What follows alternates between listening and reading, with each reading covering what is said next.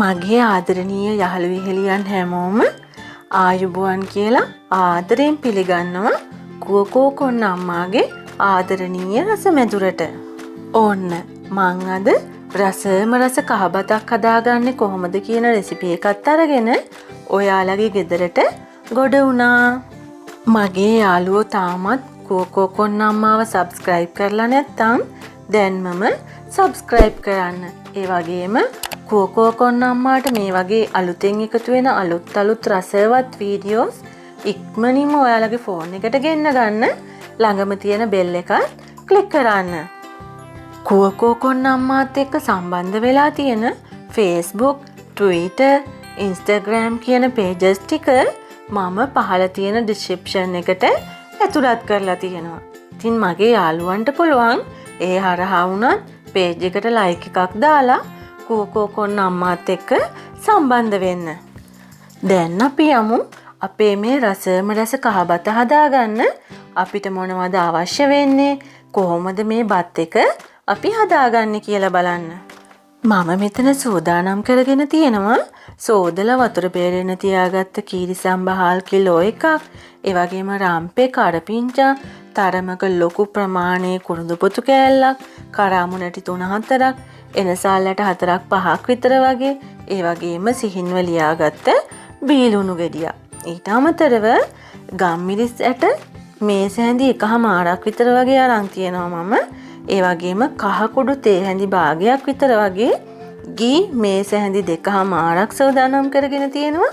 ඒ වගේම අපිට අවශ්‍ය වෙනවා බත් එකට අවශ්‍ය ප්‍රමාණයට ලුණු. ඊට අමතරව බත් එක පිස ගැනීම සඳහා අවශ්‍ය පොල් කිරි මම අරගෙන තියෙන්නේ. දිය කිරි ඒ වගේම මිටි කිරි දෙකම එකතු කරලා මිලිලීටර් 800ක් විතර වගේ. ඊට අමතරව මම බත් එක උයලා ඉවර වෙලා බත් එක සරස ගන්න සූදානම් කරගෙන තියෙනවා. මුද්ද රස් පළම් ඒ වගේම කජු මද කිහිපයක්. ඊට අමතරව තවත් බීලුණු ගෙඩියක් සිහින්ව ලියාගෙන තියෙනවා. ගැඹුරු තෙලේ බෙදලා බත් එක උඩින් සරස ගන්න සූදානම් කරගන්න. මුලින්ම අපි බත් එක උයා ගන්න සුදුසු වළඳක් ලිපේ තියලා ගී ටික මේකට එකතු කරගමු. එකතු කරගත්ත ගී ටික හොඳින් රත් වුණාට පස්සේ මුලින්ම අපි මේකට සිහින්ව කපාගත්ත බීලුණු ටික එකතු කරගමු. බීලුණු ටික මෙන්න මේ ආකාරයට කලවම් කරන ගමන් තරමක් රන්වන් පාට වෙන්න බෙදගමු. බීලුණු ටික තරමක් දුරට බැදුනට පස්සේ අපිට පුළුවන් තලලා සූදානම් කරගත්ත එනසාල් ඇට ටික මේකට එකතු කරගන්න. ඒත් එක්කම අපි සූදානම් කරගෙන තියෙන කරාමු නැටි, කුරුඳු පොතු, ගම්මිරිස් ඒ වගේම රම්පේ කරපිංචා ටිකත් අපි මේකට එකතු කරගමු. දැන් මේ ටික හොඳින් කවලම් කරන ගමන් රන්වන් පාට වෙන්න බෙද ගන්න. මේ ටික රම්පේ කරපිංචාවල සුවඳ එන්න හොඳට බෙදුනට පස්සේ අපිට පුළුවන් මේකට සූදානම් කරගෙන තියෙන කහ කුඩු ටික එකතු කරගන්න. මතක තියාගන්න දැන් ගින්දර පොඩ්ඩක් විතර අඩු කරගන්න. මොකද කහ කුඩු ගොඩක් වෙලා තෙලේ බැදෙන්න අවශ්‍ය නැහැ. කහ කුඩු ටික එකතු කරලා තප්පර 10ක් විතර ගෙවුනට පස්සේ ඉක්මනින්ම අපිට පුළුවන් සෝදලා වතුර බේරෙන්න තියාගත්ත හාල් ටික මේකට එකතු කරගන්න. පේනව නේද? වතුර බේරෙන්න තියපු හාල් වල වතුර පොඩ්ඩක්වත් නැහැ.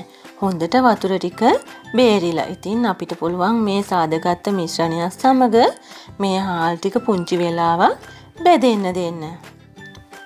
මෙන්න මේ ආකාරයට මිශ්‍රණය හොඳට කවලම් කරගන්න. ඔයාලා හදාගත්ත මිශ්‍රණය හාල් වල හොඳට දැවෙටෙන විදියට හොඳට කවලම් කරගන්න. ඔක්කොම ටික හොඳට කවලම් වුණාට පස්සේ ලස්සනයි නේද? ඕන්න දැන් අපිට පුළුවන් බත් එකට අවශ්‍ය ප්‍රමාණයට ලුණු එකතු කරගන්න. දැන් නැවත වතාවක් හොඳින් සියල්ලම කවලම් කරගන්න. විනාඩි 2-3ක් මේ ආකාරයට කලවම් කරන ගමන් හාල් ටික බෙදෙන්න දෙන්න. ඔන්න දැන් අපිට පුළුවන් මේකට අපි සූදානම් කරගෙන තියෙන පොල් කිරි ටික එකතු කරගන්න. ඔයාලා හැම වෙලාවෙම මතක තියාගන්න ඔයාලා සාමාන්‍යයෙන් ගෙදරදී බතක් උයන විදිහට ඒ බතට වතුර එකතු කරන ප්‍රමාණයටම තමා මේ වෙලාවේ අපි කහ බත සඳහාත් පොල් කිරි එකතු කරන්නේ. ඒ නිසා ඔයාලා ගන්න හාල් එක අනුව ඔයාලා යොදා ගන්න ඕනි කිරි ප්‍රමාණය තීරණය කරගන්න. මේ ආකාරයට පොල් කිරි තිබුණු භාජනයේ වතුර ටිකක් දාලා සෝදලා ඒ ටිකත් මේකට එකතු කරගන්න. දැන් මේ ටික හොඳින් කවලම් කරගන්න. කහ පාට පසුබිමේ කොළ පාටට රම්පේ කරපිංචා, කළු පාටට ගම්මිරිස් ඇට, ඒ වගේම බැදගත්තු ලුණු කෑලි ටික ලස්සනයි නේද? ඉතින් ඔයාලටත් පුළුවන් දැන් මේ වගේ ලස්සනට කහ බතක් ගෙදරදීම පහසුවෙන් හදාගන්න. ඒ වගේම මතක තියාගන්න බත් එකට අනවශ්‍ය විදියට කහ කුඩු ගොඩාක් එකතු කරගන්නත් එපා.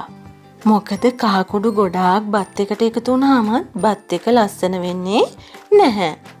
ඕන්න දැන් අපිට පුළුවන් බත් එක පියනකින් වහලා ගින්දර මධ්‍යස්ථ ප්‍රමාණයට තියාගෙන සාමාන්‍ය බතක් උයා ගන්නා වගේ බත් එක උයා ගන්න. ඔන්න මම මගේ බත් එක ඉදෙනකම් බැද ගන්න සූදානම් කරලා තිබුණු ලුණු ටික ගැඹුරු තෙලේ බැදලා තෙල් බේරෙන්න තියාගත්තා. ඔයාලා ලුණු බදිනකොට ගොඩාක් පරිස්සමින්. මොකද ලුණු ටික ඉක්මනින්ම කර වෙලා යනවා. එතකොට ලුණු වලින් තිත්තරහක් එන නිසා පරිස්සමට බැද ගන්න. විනාඩි 5ක් විතර ගත වුණා. දැන් යමු අපේ බත් එක බලන්න. බත් එකට එකතු කරගත්ත පොල් කිරි ටික ගානට හිඳිලා. දැන් අපිට පුළුවන් බත් එකේ ගින්දර අඩු කරලා මෙන්න මේ ආකාරයට කූරු ගාලා තවත් විනාඩි 10ක් විතර අඩු ගින්දරේ බත උයා ගන්න. නැවතත් පියනින් වහලා බත් එක උයා ගන්න. ඔන්න දැන් විනාඩි 10ක් ගත වුණා. අපි බලමු දැන් අපේ බත් එක ඉදිලාද කියලා.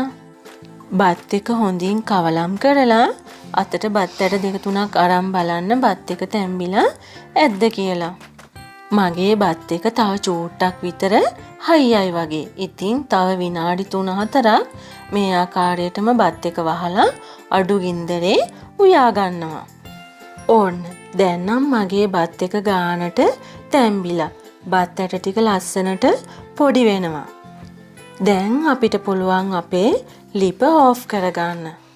ඕන්න දැන් මගේ යාළුවන්ටත් පුළුවන් මේ විදිහට බත් එක බෙරි කරගන්නේ නැතුව ලස්සනට ඇට හිටින විදිහට ඔයාලගේ ආදරණීයයන්ට, ඒ වගේම ඔයාලගේ හල්විහෙලියන්ට, හිතවත් අයට උත්සව අවස්ථාවකදී මේ විදිහට ඔයාලගේ අතින්ම ලස්සනට හදාගන්න. බත් එක උයලා විතරක්ම මදි. මේ ආකාරයට ඔයාලා කැමති විදිහකට කැමති එළවලු වර්ගයක් භාවිතා කරලා ලස්සනට බත් එක සරස ගන්නත් පුළුවන්. ඉතින් ඔයාලා මගේ මේ වීඩියෝ එකට කැමති නම් ලයික් එකක් දාලා ඔයාලගේ යාළුවන්ටත් බලන්න ෂෙයා කරන්න. ඒ වගේම මේ වීඩියෝ එක සම්බන්ධයෙන් තියෙන අදහස්, යෝජනා, ගුණදොස්, අඩුපාඩු, ආදරණීය අදහස් ඒ හැම දෙයක්ම පහලින් කමෙන්ට් කරන්න. මම තවත් මේ වගේ රසවත් වීඩියෝ එකක් සමගින් ඉක්මනින්ම ඔයාලගේ ගෙදරට ගොඩ වෙන්නම්. එතකම් මගේ යාළුවෝ හැමෝටම සුබ දවසක්. ආයුබෝවන්.